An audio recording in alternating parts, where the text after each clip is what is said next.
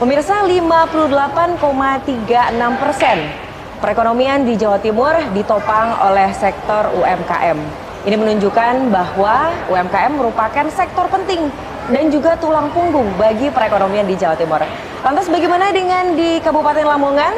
Prospek ekonomi apa sebetulnya yang saat ini sedang dikembangkan dan bagaimana dengan UMKM-nya? Dari Lamongan Plaza, kali ini Ruang Publik hadir dan akan berbincang dengan 4 narasumber yang luar biasa, tentunya dalam tema prospek ekonomi dan UMKM Lamongan. Kita sapa terlebih dahulu 4 narasumber kita di kesempatan kali ini. Yang pertama sudah ada Bapak Dr. Andes Muhammad Nalikan MM. Beliau adalah Sekda Kabupaten Lamongan dan juga dosen ekonomi Unisda Lamongan. Kabar baik ya Pak Nalikan? Alhamdulillah. Alhamdulillah. Terima kasih banyak Pak Nalikan sudah bersedia merapat di Ruang Publik kali ini. Dan di sampingnya pemirsa sudah ada Bapak Anang Taufik SST PWSI. Beliau adalah Kepala Dinas Perindustrian dan Perdagangan Kabupaten Lamongan. Apa kabar Pak Anang? Alhamdulillah. Sehat terus, semangat terus ya. Baik. Dan ada 2 orang yang cantik-cantik. Di sisi sebelah kanan Pak Anang sudah ada Ibu Etik Sulistiani Esos MSI. Beliau adalah Kepala Dinas Koperasi dan juga Usaha Mikro. Ibu Etik, alhamdulillah baik juga hari ini ya. Alhamdulillah. Dan di sampingnya sudah ada pelaku UMKM, owner dari CV Suat Jaya, ada Mbak Rima Yuni Fridayanti. Kabar baik juga Mbak Rima ya? Baik, keempat narasumber kita kali ini dalam Ruang Publik akan memaparkan kepada kita semua bagaimana sebetulnya prospek ekonomi dan juga UMKM di Lamongan. Kita awali dari Pak Nalikan terlebih dahulu ya. Pak Nalikan, kita bicara Lamongan ini tentu seru sekali ya. Ada banyak potensi yang saya rasa tentu menarik untuk digali dan tentu orang Lamongan ini ada di mana-mana ya. Tapi kalau kita mundur terlebih dahulu dari potensi alamnya sendiri, potensi ekonominya sendiri, sebetulnya meliputi apa saja yang menarik di Kabupaten Lamongan ini? Ya, terima kasih Mbak Tika. Jadi Lamongan ini memang banyak potensi ya, banyak potensi yang berkaitan dengan juga alamnya. Kalau kita lihat, kita bisa melihat pada 3 lokasi misalnya. Kita lihat di lokasi pantai, di mana kita punya potensi ikan tangkap yang luar biasa. Di sana ada TPI yang terbesar dan ini menghasilkan juga tangkapan yang cukup menjadikan primadona bagi perekonomian Lamongan. Kemudian di tengah wilayah tengah ini juga ada budidaya ikan dan juga kaitannya dengan dunia pertanian, utamanya tanaman padi. Ini juga kita masih tetap mendominasi sebagai lumbung pangan yang di andalan Jawa Timur dan andalan Indonesia. Kemudian yang di daerah selatan memang daerah-daerah pertanian dan kehutanan dan juga di sini juga produk jagung juga melimpah. Jadi ada beberapa hal yang nantinya sumber daya alam ini yang terus kita potensi pangan ini kan sekarang menjadi primadona. Ketika dunia sudah akhir-akhir ini semua menutup pangannya masing-masing untuk bagaimana masyarakatnya ketahanan pangannya itu lebih kuat, maka kita di Indonesia ini utamanya di Lamongan ini berusaha bagaimana menguatkan ketahanan pangan itu dari sisi ekonomi kaitannya perikanan, dari sisi pangannya. Nah, inilah potensi-potensi inilah yang terus kita kembangkan sehingga nanti di dalam kaitannya dengan kegiatan produk-produk yang dihasilkan juga bagaimana potensi ini dikembangkan melalui produk-produk yang dibangun oleh UMKM. Baik. Ya, yang berbasis potensi yang ada.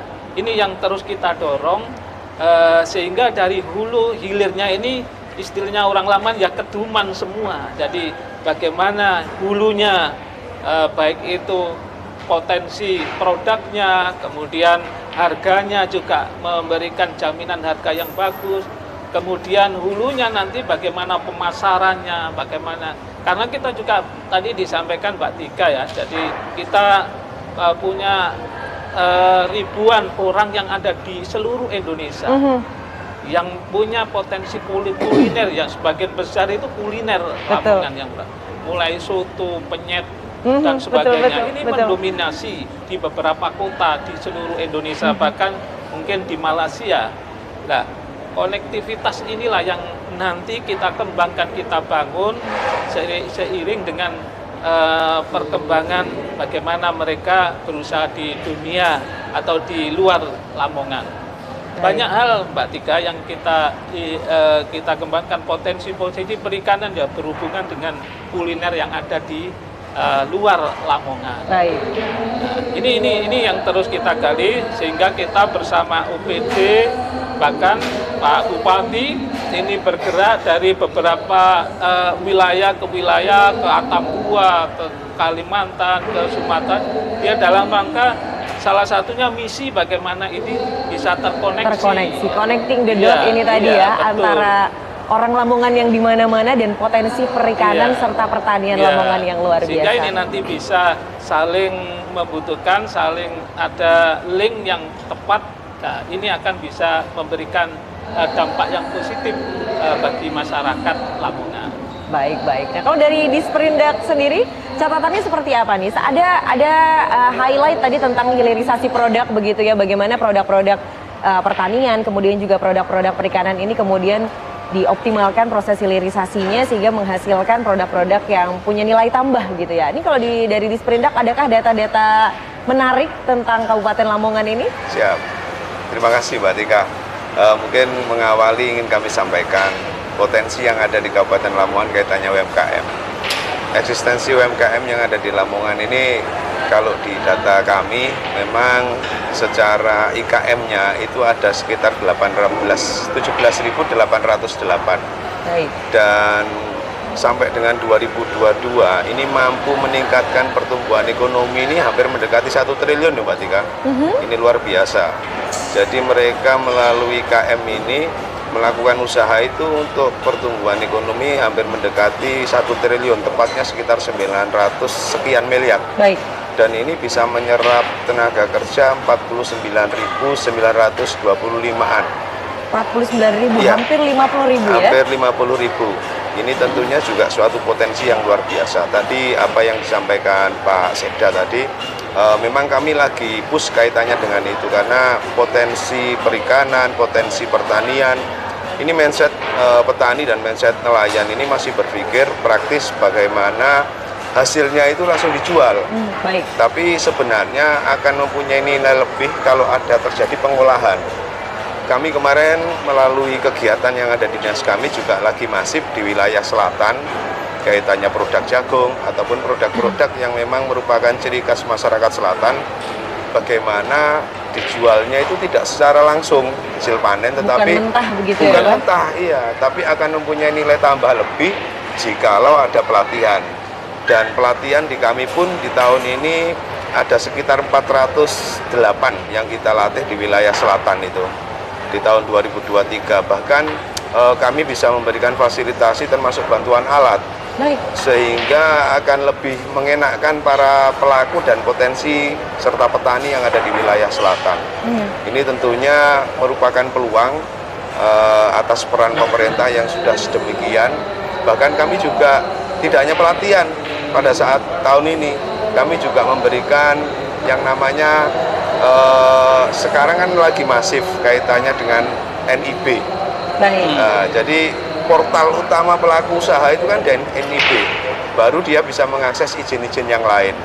Di NIB ini kita bantu sampai mereka bisa memiliki NIB, kemudian dia bisa mengakses yang namanya PIRT ataupun halal yang sekarang juga menjadi kewajiban para pelaku usaha. Ini nantinya yang akan kami push. Kemudian di wilayah Dan utara ya gratis. Gratis. Ini menarik, nanti kita akan dalami lagi Pak ya kalau di Kabupaten Siap. Lamongan proses untuk mengurusnya seperti apa yang gratis ini, karena saya yakin ini juga yang ditunggu-tunggu oleh pelaku UMKM yang tadi jumlahnya setidaknya ada sekitar hampir 50.000 ya. Ya, yang untuk penyerapan tenaga kerja. Ya. penyerapan tenaga kerjanya sampai dengan 50.000. Ini menarik sekali. Kita ke Dinas Koperasi dan Usaha Mikro ini, kalau dari Dinas Koperasi dan Usaha Mikro sendiri berapa yang tercatat datanya untuk pelaku usaha atau mungkin juga UMKM ini? Sepertinya juga ada perbedaan ya Bu ya antara yang dikelola atau dibina oleh Dinas Perindustrian, Perdagangan dan Perindustrian dan juga Koperasi dan juga UMKM. Silakan. Terima kasih Mbak Tika. Terkait dengan data UMKM yang ada di Dinas itu memang banyak sekali berdasarkan hasil data dari statistik tahun 2022 itu sudah sekitar 254.000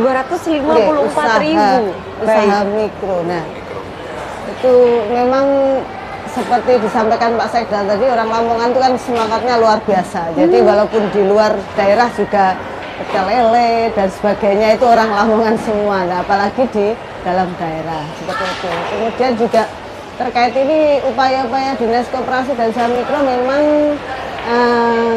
lebih spesifik ke yang mikro ya.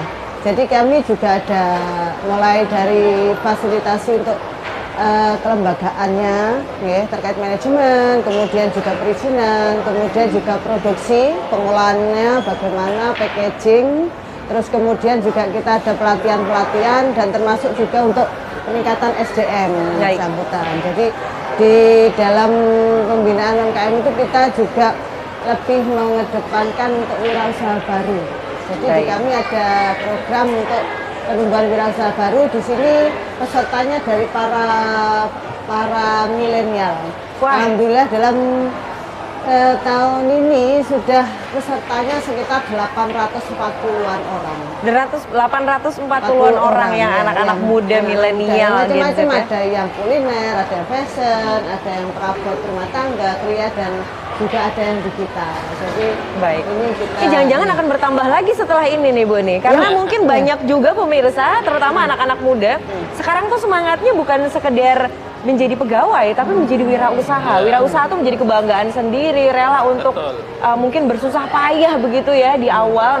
Nanti yang ingin tertarik mungkin bahkan gini Mbak, bahkan tidak harus punya usaha dulu. Jadi mulai konsep itu sudah kita kita fasilitasi, kita adakan semacam online gitu untuk konsep. Jadi punya konsep wirausaha apa, itu juga kita ikutkan di pengembangan wirausaha. Menarik sekali. Jadi kalau Anda pemirsa, Anda punya konsep-konsep usaha dan Anda masih tergolong muda, milenial, mungkin bisa bergeser mencari Ibu Eti ya untuk gimana caranya nih bisa bergabung dengan Dinas Koperasi dan juga Usaha Mikro, kemudian mendapatkan pelatihan-pelatihan, pendampingan supaya bisa scale up. Mungkin bisa ada program-program inkubasi tertentu juga yang diikuti begitu ya. Nah ini menarik. Nah kalau dari Suart sendiri nih Mbak Rima dulu ikut program di Disperindak kah awalnya atau mungkin Dinas Koperasi dan Usaha Mikro sampai akhirnya bisa menghasilkan produk yang cantik-cantik ini? Gimana nih ceritanya? Jadi dulu saya mulainya kan dari tahun 2013 Mbak. Kebetulan dulu tuh masih Diskoperindak. Masih jadi satu. Masih jadi satu. Jadi kita di sana alhamdulillah selalu difasilitasi sampai sekarang. Jadi dari kedua dinas itu memang kita saling berkesinambungan ya. Dulu saya mikro masih di Dinas Koperasi, kemudian setelah kita naik kelas ke usaha kecil itu di Dinas sama Disperindak. Jadi semuanya itu stakeholder yang memang sangat luar biasa. Sangat membantu Mbak. Dulu mulai dari konsep aja atau mungkin juga sudah ada udah mulai rintisan produknya sudah mulai ada waktu awal-awal Mbak Rima? Kalau awal-awal kita dulu baru konsep di Disperindak dulu, di Diskoperindak jadi satu itu ada kita konsep tasnya itu masih belum tas seperti ini, tas yang denim yang menengah ke bawah lah, dari bahan pewarna tekstil. Nah dari di situ juga kita sering dapat fasilitas pelatihan, pameran-pameran dari situ. Pameran kita dulu waktu tas-tas itu bisa sampai ke Lombok dari Dinas Koperasi. Wow, jadi Ibu nganter ya Bu ya dari Dinas Koperasi dan kemudian jadi satu ya dulu ya? Dulu masih Bapak Anang dulu di Dinas Koperasi. Jadi udah kenal lama banget ya sama Pak Anang ya? Lombok waktu itu. Jadi kita di sana ekspansi di sana, kita cari distributor, supplier di sana. Kemudian setelah di situ kita masih bisa scale up lah istilahnya, naik kelas. Kita bikin produk-produk yang menengah ke atas seperti produk EcoPrint. Ini udah transformasi ya, sudah scale up-nya, bentuk scale up-nya dan marketnya juga sekarang masuk ke middle up begitu ya, kelas menengah atas. Ini menarik sekali. Pak Nalikan, ini banyak gak sih sepertinya yang seperti Mbak Rima ini di Lamongan ini yang sebenarnya punya kreativitas, punya semangat, terutama ini ya, bukan hanya bidang kuliner ya, tapi juga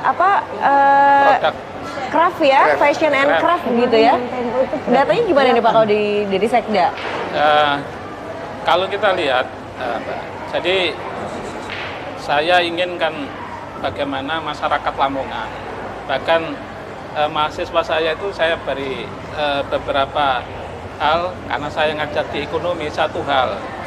Jadi kita harus berubah mindset kita. Baik. Kalau dulu orang-orang tua kita menyampaikan, kalau sudah lulus carilah pekerjaan. Tapi kita rubah mindset kita, kalau sudah lulus buat pekerjaan. Buat pekerjaan. Mari kita ciptakan pekerjaan. Jadi Keren. kita tidak mengejar, mencari lagi, tapi kita harus mindset kita membuat pekerjaan. Ini yang kita bangun.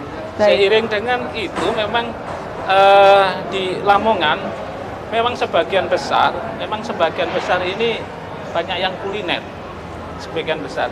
Dan ini kita lihat dari sekian ya 474 desa dan kelurahan ini memang punya khas tersendiri.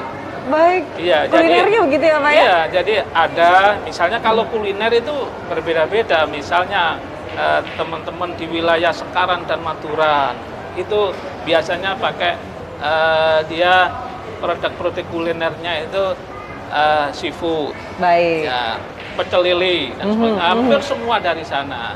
Kalau soto dan sebagainya ini wilayah sini, wilayah mana itu yang dekat, wilayah Gelagar, wilayah sekitar sini. Kemudian tahu campur itu wilayah Sukodadi. Baik. Nah, kemudian kalau tahu tek ini juga wilayah Tikung. Iya ya, ada tahu tek khas. tuh Lamongan juga ya.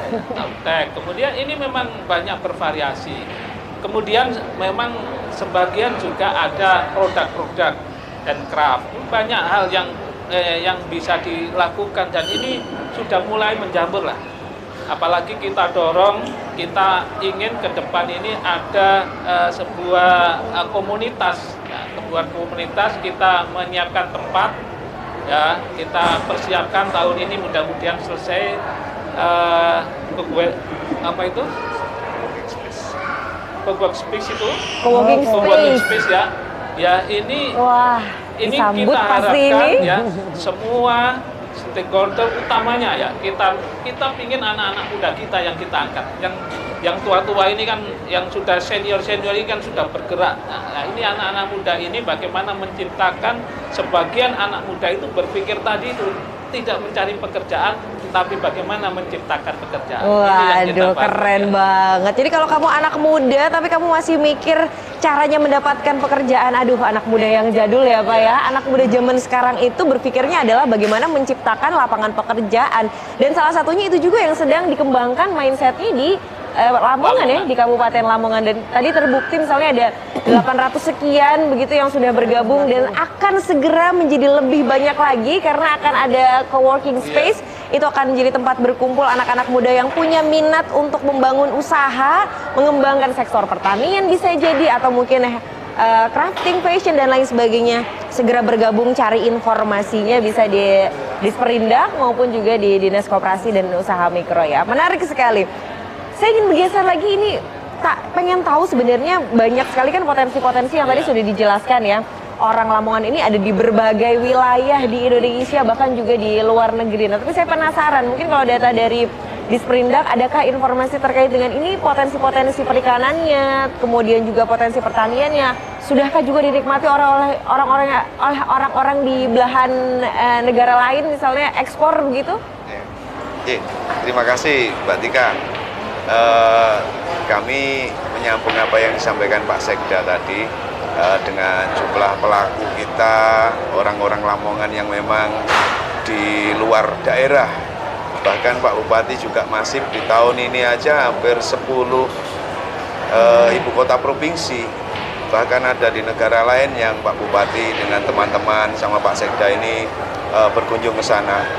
Ini tentunya juga satu hal yang luar biasa. Bahkan ada beberapa pelaku kami yang didata SKA. SKA itu surat keterangan asal yang merupakan persyaratan untuk ekspor.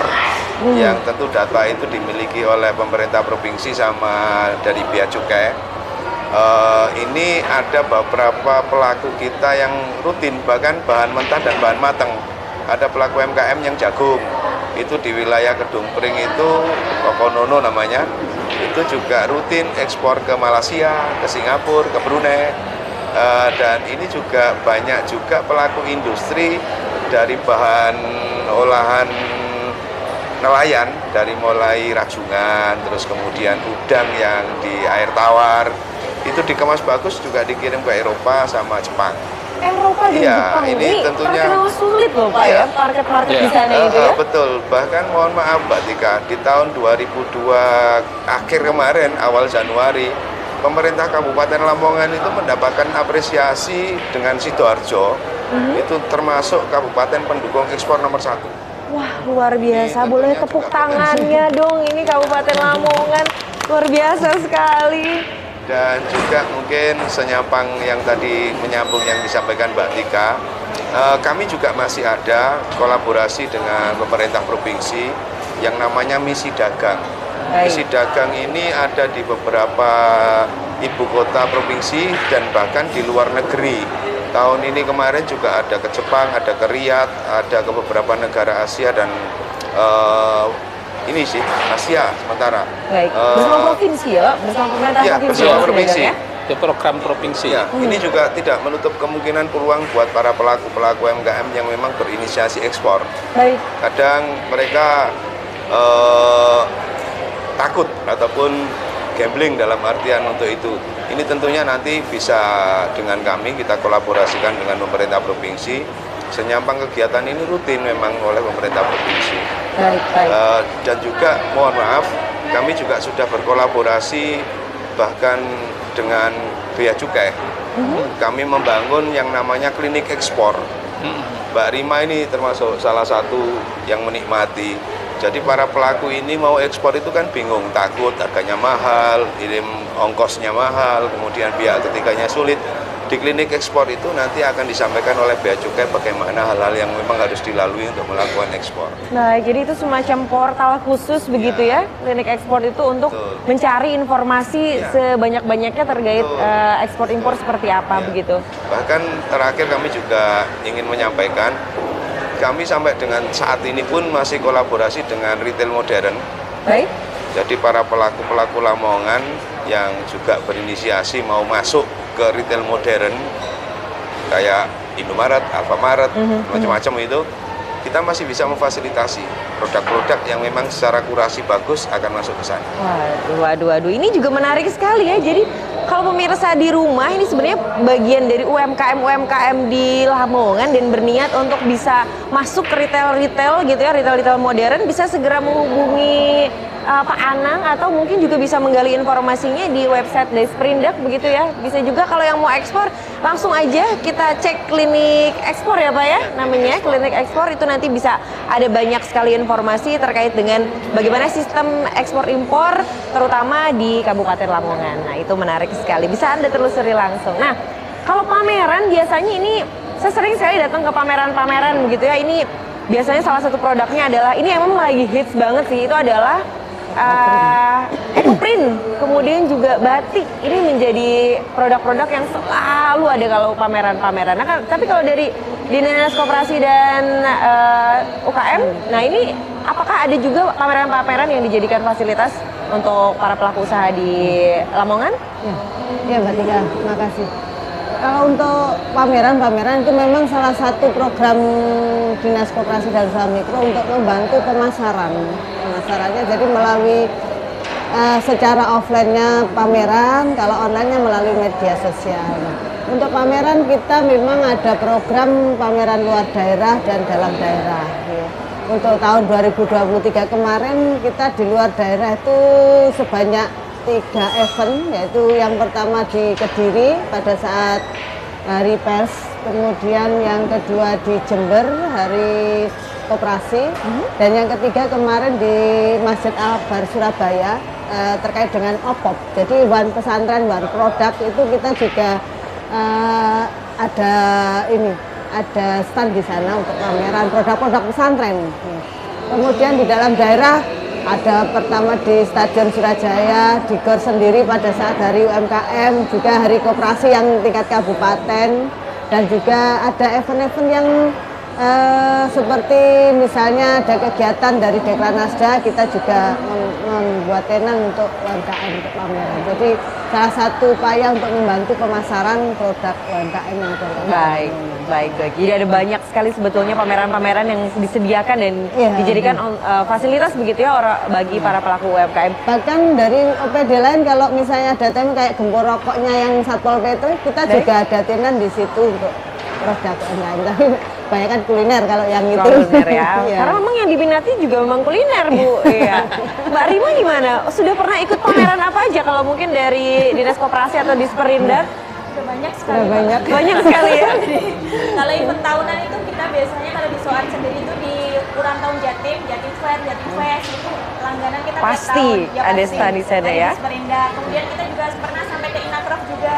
Inakraf di Jakarta. Iya, Oh, di itu Jakarta. ramai sekali. Iya, alhamdulillah kita dapat bayarnya di sana. Iya, dari India kemarin. Dari India? Iya, sama yang Arab Saudi.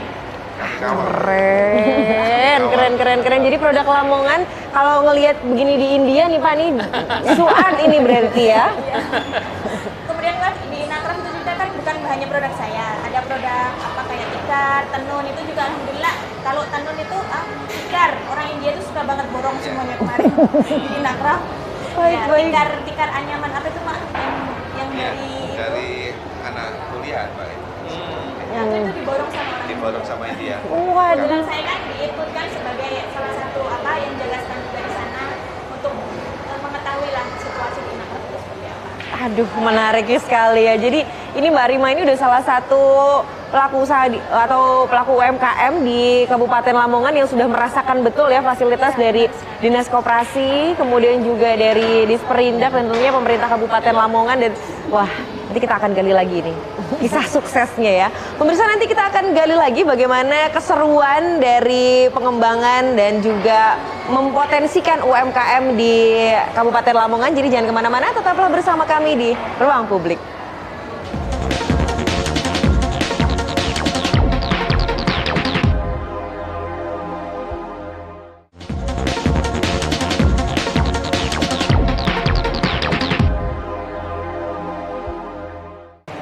Ya pemirsa, terima kasih Anda masih bersama kami dalam Ruang Publik yang kali ini hadir dari Lamongan dan kita masih berbincang seputar prospek ekonomi dan juga UMKM di Lamongan.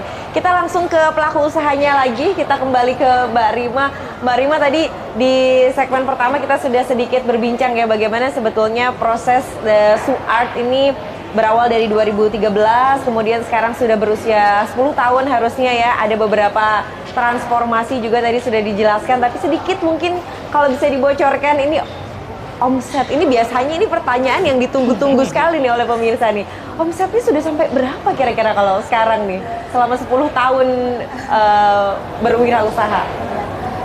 Di Soat sendiri ya memang kalau pengusaha kan naik turun Mbak ya, nggak mungkin kita masuknya selalu naik turun, ada fasenya sendiri.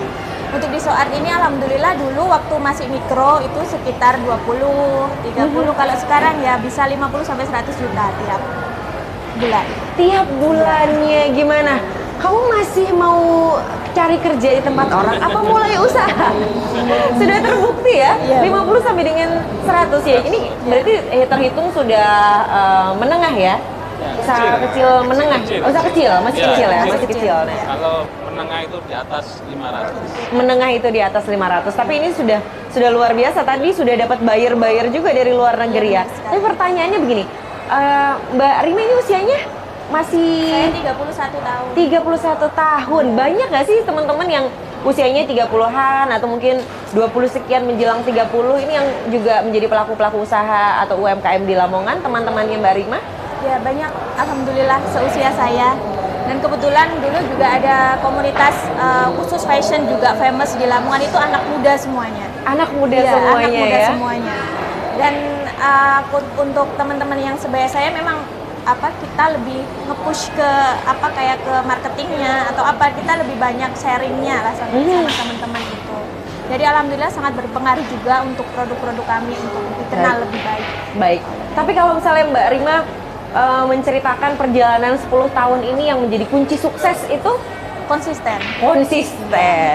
Saya tadi menunggu loh kira-kira apakah pemasaran apa segala macam, ternyata itu Konsisten. hanya sebagian kecil ya. Iya, Konsisten harus itu yang konsisten. paling utama. Karena Baik. kalau produk Soat dari awal kita kan mempunyai ciri khas produk tas denim. Nah, mulai dari kita berdiri dulu sampai sekarang pun kita terus memakai bahan denim. Kita explore karena kita percaya bahan denim ini tuh bisa setara dengan produk-produk kulit. Nah, kebanyakan produk-produk tas menengah ke atas itu kan produk kulit. Baik. Kayak seperti Hermes, Gucci, apa semuanya itu kan dari kulit. Kemudian kita mau bikin satu produk baru dari bahan denim yang kualitasnya pun insya Allah bisa sama seperti tas Waduh, keren. Jadi visinya Iya. ini kuat loh ya Iya. Kak ya. Baik, luar biasa Karena kita sekali. memang produk untuk yang ini kita langsung jual ke end user. Baik. Ya, jadi pengennya kami kalau meskipun kita ada di ekspor ke negara lain, itu di sana masih ada pun ada satu distributor saja. Baik. Seperti produk-produk tas yang saya bilangkan tadi. Jadi untuk di negara lain ada satu distributor resmi khusus Soart yang nanti bisa menjual ke customer di sana. Baik, itu juga salah satu kunci ya. Iya. Untuk pemasaran di luar negeri itu seperti apa, dan ini juga bisa kita tiru bersama nih pemirsa. Kalau Anda mungkin sudah berkeinginan untuk memasarkan produk ke luar negeri, nah itu salah satunya adalah dengan menghadirkan satu distributor tertentu yang nanti akan menjual ke end usernya begitu ya. Baik. Bu Eti, ini kan tadi kuncinya adalah konsisten ya. Ini kan tadi ada data yang banyak sekali ya pengusaha-pengusaha ini. Memang salah satu kendalanya apakah konsisten ini atau seperti apa nih pengusaha-pengusaha muda kita nih? Ya memang seperti itu Mbak, ya memang harus konsisten itu. Kalau nggak gitu ya memang ya mungkin sebentar gitu aja sudah nggak sampai bertahan seperti itu. Dan memang lebih bukan ini ya, kalau milenial itu memang kan semangatnya juga luar biasa, pengetahuan luarnya juga luar biasa, bukan berarti mengesampingkan yang senior-senior ya. Tapi memang kalau dengan milenial ini kita juga harus berpacunya juga harus lebih ini lagi. Dan kebetulan memang potensi untuk milenial di Kabupaten Lamongan ini sangat-sangat ini ya.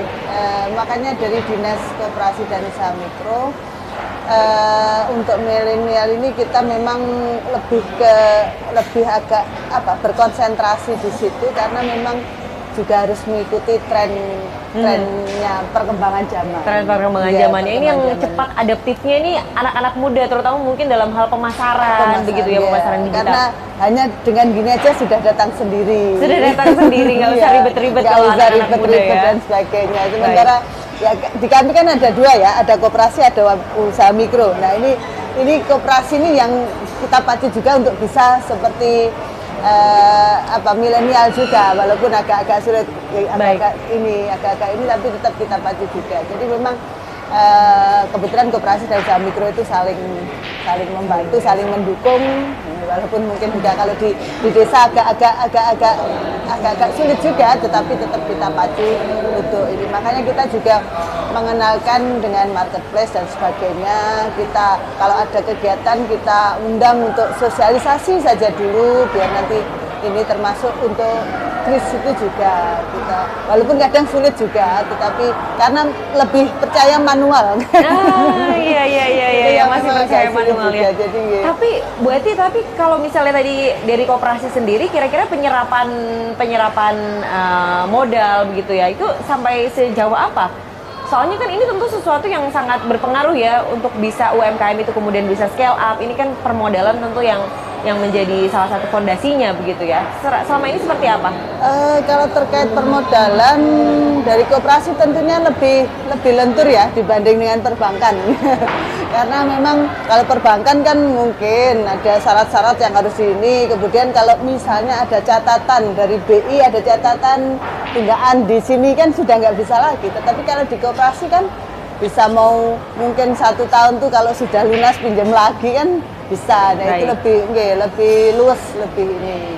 Baik, itu kalau dari koperasinya ya Bu ya. Tapi kalau Dinas Koperasi dan Usaha Mikro apakah juga memberikan fasilitas untuk akses permodalan ke perbankan juga, semacam mungkin informasi atau sosialisasi kami memfasilitasi juga selain tadi kelembagaan, kemudian juga pengolahan, produksi, pemasaran itu juga kita fasilitasi untuk permodalan. kita bekerja sama dengan lembaga perbankan maupun non perbankan terkait dengan ada yang melalui KUR, ada yang langsung ini pinjam kayak di PNM itu juga bisa. Jadi memang kita sebatas sosialisasi, pihak perbankan atau non perbankan itu yang langsung ke yang bersangkutan terkait tindak lanjutnya maksudnya. Baik. Tapi sebetulnya sudah ada upaya untuk bagaimana ini terkoneksi begitu ya antara pengusaha-pengusaha dan juga permodalan, baik permodalan dari koperasi maupun juga perbankan begitu ya. Ini bahkan sekarang ini sedang dalam proses untuk sosialisasi juga. Ada pinjaman dari Kementerian Keuangan untuk UMKM melalui koperasi langsung. Melalui koperasi? Ya, jadi dari Kementerian Keuangan nanti transfernya langsung ke koperasi, tapi untuk UMKM. Jadi harus ada by address-nya UMKM apa gitu. Nggak boleh misalnya koperasi dipinjam untuk modal koperasi sendiri, nggak boleh. Baik. Oke. Nah ini masih dalam proses. Baik, menarik nih ya yang butuh permodalan tapi mungkin masih agak ragu-ragu kalau misalnya untuk datang ke perbankan meminjam modal dari perbankan. Mungkin ini yang terutama di Kabupaten Lamongan bisa merapat ke Dinas Koperasi dan Usaha Mikro karena sesaat lagi insya Allah akan segera cair dan kemudian bisa mengembangkan UMKM. Sedang proses MOU. Sedang proses. Segera kita doakan segera cair dan bisa terasa manfaatnya di masyarakat ya. Baik. Nah, kalau dari Disperindak sendiri seperti apa? Adakah pembinaan khusus untuk pengusaha-pengusaha muda khususnya ya yang semangatnya tadi sebagaimana Ibu Eti sampaikan ini luar biasa sekali, bahkan untuk bisa di Inakraf tadi ya sudah bisa mendapatkan buyer juga ke luar negeri, bahkan ada distributornya juga saat ini. Nah ini concern khusus kah bagi anak muda? Iya, pasti itu. Kita harus adaptif dong. Kita harus adaptif dengan kondisi yang saat ini. Tadi yang disampaikan Mbak Suat tadi, Mbak Rima tadi, kita masih konsis. Tadi Mbak Rima nyampaikan FOMUS. FOMUS itu juga teman-teman pemuda dari segala basic dan passionnya. Dan rata-rata memang luar biasa. Bahkan kami beberapa bulan ini juga kedatangan beberapa buyer. Terakhir kemarin itu Malaysia ada 8 orang dengan atas perdagangan juga sama. Yang kita soundingkan adalah teman-teman pemuda gini. Kuncinya kan memang kontinuitas. Baik. Buyer itu akan kecewa kalau para pelaku ini tidak kontinu. Saya ibaratkan seperti ini. Di Malaysia kemarin itu ada termasuk yang punya retail kayak Matahari di Indonesia, namanya Maidin. Dia datang ke Indonesia untuk mencari produk yang ada di Lamongan. Dia tidak mau misalkan kebutuhannya 1 bulan sekian ribu ton, ternyata dia tidak kontinu, tidak mampu untuk menyediakan itu.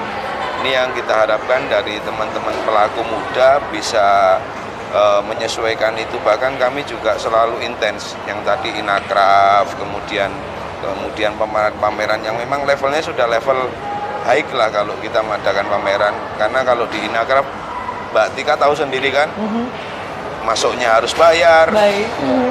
Mau lihat tiket dia harus beli, bahkan di situ tidak ada tambahan hiburan macam-macam. Betul. Tapi yang datang lihat, wah, luar biasa kan? Pengalaman cerita dari teman-teman juga Pak yang dorong, wah itu benar-benar. Saya seminggu betah di sana sama Mbak Rima itu. Jadi menyenangkan ya? Menyenangkan. Yang tadi saya sampaikan, ada salah satu anak yang masih kuliah, dia bawa tikar yang juga baru. Tikarnya itu bagus dan kemarin dia bawa berapa? Ya, warnanya bagus. Dia bawa beberapa produk itu. Kalau kita bawa kendaraan muat 1 full, diborong orang India semua, habis. Bahkan tidak lanjut B2B. Kami dari pemerintah ini kan hanya memfasilitasi hal-hal tersebut. B2B antara buyer dengan owner kan kita sudah lepas. Keuntungannya pun kita sudah tidak tahu lah. Yang penting teman-teman pemuda ini bisa merasakan dari apa yang dia karyakan, apa yang dia ciptakan itu ada manfaatnya. Baik. Ini jadi salah satu hal yang loh dengar seperti ini, luar biasa sekali. Betul. Walaupun mungkin ini yang disampaikan tadi terselip tantangan juga ya Pak Sekda ya. Tadi mungkin kalau di anak muda ada PR terkait dengan konsistensi begitu ya, semangatnya membara, tapi kadang-kadang kalau udah ya kok nggak works nih, nggak jalan nih, itu kadang-kadang juga jadinya kendor lagi semangatnya. Kadang-kadang ini konsistensi, ini PR. Kemudian juga tadi penyerapan KUR atau mungkin penyerapan permodalan begitu ya, mungkin ada juga yang masih kurang berani untuk bisa berani ambil modal begitu ya. Di sisi lain juga mungkin kita melihat ada tantangan juga di sisi buyer luar negeri yang sebetulnya potensinya besar sekali, tapi juga ini belum sepenuhnya bisa dimanfaatkan, dan tentunya juga ini dari aspek kemampuan UMKM kita memproduksi secara konsisten, ini juga tantangan ya. Pak Sekda juga mungkin menambahkan tantangan-tantangan lain yang ini juga menjadi catatan bagi pelaku UMKM terutama di Kabupaten Lamongan. Ya, gini Mbak Tika ya, kalau kita melihat bagaimana untuk membangun sebuah pemikiran atau pemahaman atau mindset wirausaha. Jadi memang ada kita berbagi peran.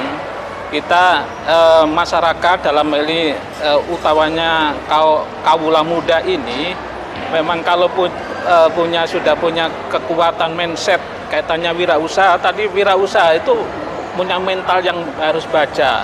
Seperti tadi disampaikan itu harus konsisten, kemudian tidak putus asa. Nah, ketika apa yang disampaikan dari Bu Eti tadi, kalau sudah jalan pasti ada tantangan-tantangan yang harus dilalui. Makanya kalau menjadi usaha mikro mau naik itu tantangannya juga luar biasa. Kaitannya dengan permodalan kah, kaitannya dengan bahan baku kah. Nah inilah dibutuhkan mindset yang kuat atau mental yang kuat. Kalau dia sudah lepas dari itu pasti dia akan masuk ke kecil ya, pengusaha kecil seperti Mbak Rima ini. Nah tentu di sini juga nanti untuk ke menengah juga ada tantangan. Jadi peran pemerintah dalam hal ini yaitu memfasilitasi. Salah satu kaitannya dengan ya kalau usaha mikro ya bagaimana konsep pelayanan perizinannya. Kemudian permodalannya tadi disampaikan KUR. KUR ini belum bisa maksimal ketika masyarakat itu masih enggak berani, belum ada rasa keberanian untuk kalau ditanya Mbak Tika gimana setelah pelatihan gimana mau mengerjakan apa atau wirausaha apa, waduh saya belum Pak, ini nanti modalnya saya dari mana, kan begitu, mesti begitu persoalan. Tapi di sini kalau memang diperkuat dengan mindset dan mental wirausaha, kita bergerak, kita pinjam katakanlah modal punya sekian, kita harus bergerak dengan sekian bulan saya harus mendapatkan. Disitulah treatment, pemikiran dan pemahaman dari mereka yang sukses itu pasti itu. Ya dulu saya yakin ya terpontang-panting itu gimana dengan berbagai hambatan ya semacam itu akan menjadi kuat. Kemudian yang kedua peran pemerintah memfasilitasi jaringan. Tadi disampaikan promosi pameran itu merupakan salah satu wujud dari mengembangkan jaringan. Di sana ketemu buyer, ketemu juga sama-sama produk yang saling bisa substitusi antar satu sama lain. Walaupun tidak selamongan, minimal ada gambaran produk tas itu di situ kok lebih bagus apa yang enggak. Ini memang dari pemerintah juga harus memberikan banyak kesempatan mereka untuk bisa ikut di dalam pameran, ikut di dalam kegiatan-kegiatan misi dagang yang di Buku Penur ini kan gencar ke beberapa provinsi. Ini juga kita bangun. Di samping juga kaitannya dengan pemasarannya. Sehingga peran ini semualah saya yakin kalau kita terus gelurakan semangat dan kita fasilitasi, insya Allah ke depan mereka termasuk kawula muda ini juga akan bergerak menuju wirausaha yang handal. Sekarang juga banyak Mbak Tika, termasuk di dunia pertanian. Sekarang dunia pertanian melon ini juga di Lamongan ada greenhouse, di mana-mana ada greenhouse masalah melon, dan itu dimotori oleh teman-teman muda semua. Karena teman muda itu kan lincah, terus kemudian mereka itu mudah untuk ada hal-hal yang baru. Kalau katanya Pak Anang, adaptifnya lebih tinggi. Ketika pupuk itu berkurang, saya harus bagaimana? Nah kalau ya mohon maaf, kalau pemikiran yang dulu itu kalau sudah tidak ada pupuk ya wes tidak akan bergerak. Ini tidak ada substitusi yang lain yang punya unsur kita kalau melihat pupuk kan unsur haranya itu apa, Betul. N-nya, P-nya berapa, K-nya berapa, kan hanya melihat itu. Kalau pemikiran yang lama kan tidak begitu, pupuk ya butiran urea itu yang kalau tidak itu tidak mau kan. Sekarang dengan anak-anak muda ini dengan mengembangkan greenhouse, dengan produk melon, produk semangka, itu saya kira sangat luar biasa ini gerakan, sehingga dari dunia pertanian pun sudah bergerak mengarah pada wirausaha baru di dunia pertanian. Baik, ini adalah bagaimana salah satu bentuk adaptifnya adalah menggali informasi begitu ya, sebanyak-banyaknya dan mengolah informasi tersebut menjadi langkah kreatif untuk menyelesaikan persoalan, sehingga ketika ada persoalan-persoalan yang menghambat usaha justru dia bisa melampaui itu, menjawab tantangan itu dan tetap sukses begitu ya. Itu anak muda. Nah, kalau kamu anak muda pengusaha masih kalau ada tantangan masih aduh enggak deh aku mundur aja. No. Itu udah nggak zaman anak muda kayak gitu ya. Informasi banyak sekarang bisa dicari dari mana aja. Itu cara kita menyelesaikan persoalan dengan kreatif mengolah informasi. Bener nggak kalau menurut Mbak Nirma? Dengan ini kan tadi juga sedikit kita dibocorkan oleh Mbak Nirma ada transformasi begitu ya. Awalnya bentuknya adalah denim, kemudian sekarang denimnya sudah diwarnai dengan ecoprint begitu ya. Ini apakah juga salah satunya didorong oleh informasi yang kemudian banyak di sosial media atau berjejaring, atau seperti apa nih? Jadi begini, kalau di SoArt sendiri itu kalau setiap kita ada pameran, entah itu di Inacraft atau pameran-pameran di luar pulau, itu kita selalu kayak di sana itu mengamati lah Mbak, tren produk apa, terus produk-produk yang seperti apa itu. Jadi mulai dari situ kita bisa mengeksplor produknya. Seperti di SoArt sendiri, di tahun ini kita pertama kali launching itu produk baju. Nah, jadi produk bajunya itu bukan asal launching produk ya Mbak. Jadi bajunya itu senada dengan tasnya yang dibeli. Iya, ini kelihatan tuh ya, matching banget. Jadi ada alasan customer tuh kenapa sih SoArt kan identitasnya produk tas. Baik. Jadi biar kita itu nggak rancu ya, kok produk tas kok baju, tapi alasannya kita bikin baju, bajunya itu sama tasnya. Iya, soalnya kan ibu-ibu, perempuan, cewek-cewek gitu ya, wanita muda itu selalu ingin matching ya, tutu gitu. Sak tasnya, sak sepatu nenek iso. Setelah ini sepatu Iya, jadi kalau yang udah punya produk-produk tasnya itu, oh itu ada baju yang sama ya sama yang tasnya beli, jadi mereka bisa beli. Gitu. Ini juga kreatif nih ya cara jualannya ya, menarik sekali. Ini penting banget juga berarti kalau kita jalan-jalan sebagai anak muda, shopping atau lihat pameran, jangan sekadar shopping gitu aja, tapi justru jadikan itu sebagai cara kita menggali inspirasi, produk-produk yang baru, atau mungkin nggak plek persis tapi ada inspirasi. Nah, kemudian diinovasi. Baik, ini kita tapi sudah ada di penghujung acara, sayang sekali. Mungkin sedikit pesan diawali dari Mbak Nirma untuk para pengusaha muda yang saat ini juga sedang berupaya untuk naik kelas dan tentunya mungkin dihadapkan oleh banyak sekali tantangan-tantangan. Silahkan Mbak Nirma. Bagi teman-teman di sana mungkin yang sekarang lagi berada di fase seperti saya dulu ya, naik turun, up and down, yang pesan dari saya itu kita harus selalu konsisten. Dan kita yakin produk kita suatu saat akan menjadi produk yang terkenal dan bisa membawa nama Indonesia, bisa menjadi produk-produk yang sangat luar biasa di mata dunia.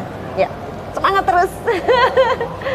Bu Eti, ada juga mungkin yang ingin disampaikan untuk para pemirsa, terutama pengusaha muda yang sekarang masih takut-takut dan belum terkoneksi dengan Dinas Koperasi dan juga usaha mikro di Kabupaten Lamongan, apalagi? Untuk para pengusaha muda ini ya berarti, atau semuanya? Semuanya deh, boleh. Semuanya. Pengusaha, pelaku UMKM.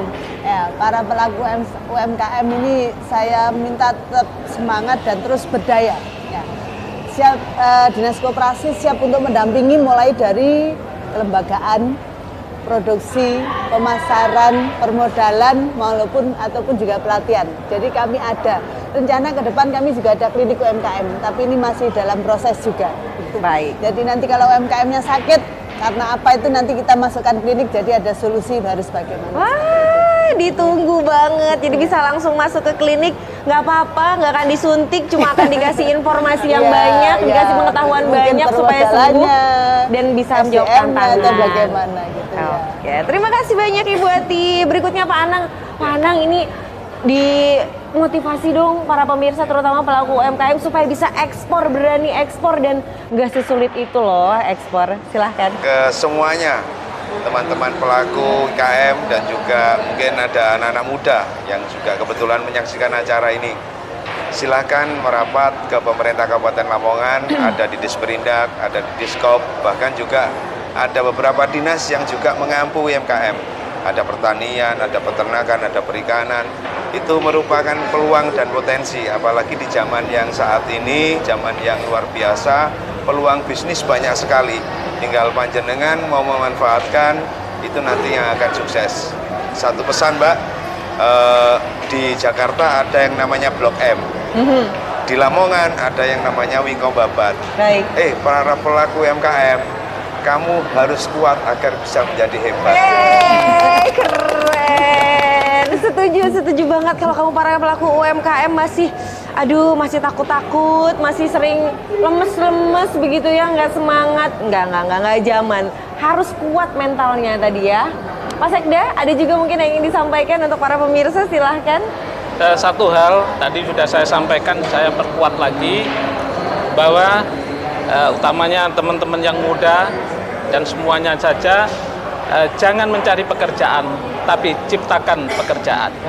Tentu ini akan menguatkan kita di dalam bagaimana kita menyiapkan untuk menciptakan pekerjaan. Harus kuat, seperti contohnya Mbak, harus kuat, prinsipnya kuat, kemudian punya komitmen yang kuat, insya Allah Anda akan sukses. Baik, luar biasa. Punya komitmen yang kuat itu kuncinya ya. Baik, boleh kita masih ada sedikit waktu.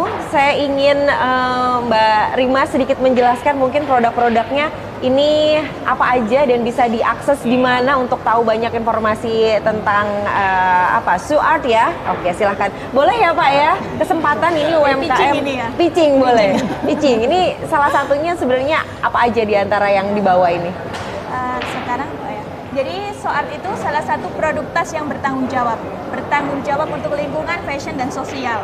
Tasnya ini terbuat dari bahan denim dengan motif eco printing yang ramah lingkungan dan dikerjakan oleh masyarakat binaan, terutama orang berkebutuhan khusus.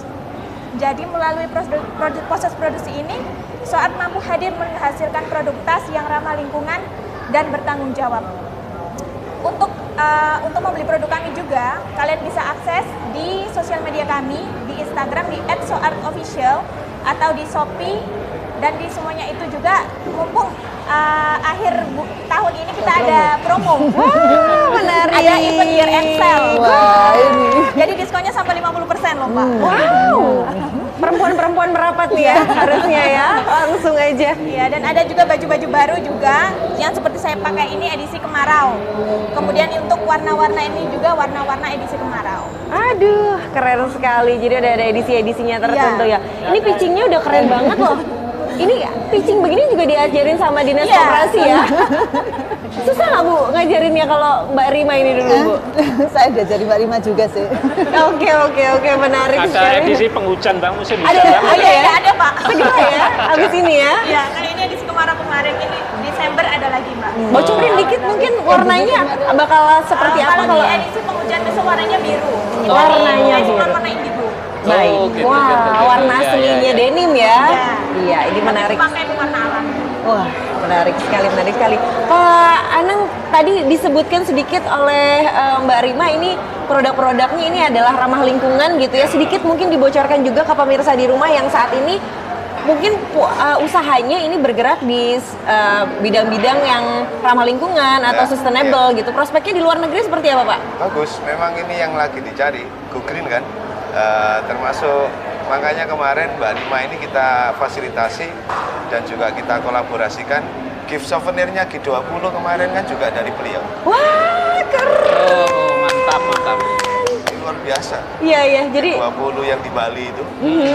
Gift souvenirnya ada. dinantikan ya. Baik, kalau dari Dinas Koperasi dan juga usaha mikro, apalagi sebenarnya yang dimiliki potensinya yang di Lamongan yang juga sama-sama sustainable seperti ini? selain Mbak Rima itu ada juga di daerah utara yang juga ekoprint juga, tetapi bahannya tidak denim. Baik. Ya, tapi juga hampir sama juga ekoprint juga. Kemudian kita juga melakukan pembinaan di Bapat juga itu untuk ekoprint. Kapan hari kita mengadakan pelatihan juga di sana. Jadi memang memanfaatkan warna alam dan juga ini potensi-potensi yang ada. Ya, Baik. jadi kita sesuaikan dengan alam kita karena alam sudah semakin Oke, baik. Jadi ada banyak sebenarnya potensinya. Pak, sekali lagi mungkin mau memotivasi pelaku-pelaku usaha untuk bergeser ke yang lebih ramah lingkungan? Jadi tidak saya sampaikan bahwa Lamongan itu punya potensi yang banyak, punya potensi dan lingkungan yang berbagai variasi lah, ada utara, tengah dan selatan. Untuk produk-produk UMKM kita harapkan bagaimana ini bisa matching dengan lingkungannya masing-masing. Jadi apa yang ada di wilayahnya, misalnya kalau dilihat ini kan ada dari daun jati, ada daun apa saja ada bisa digunakan untuk itu.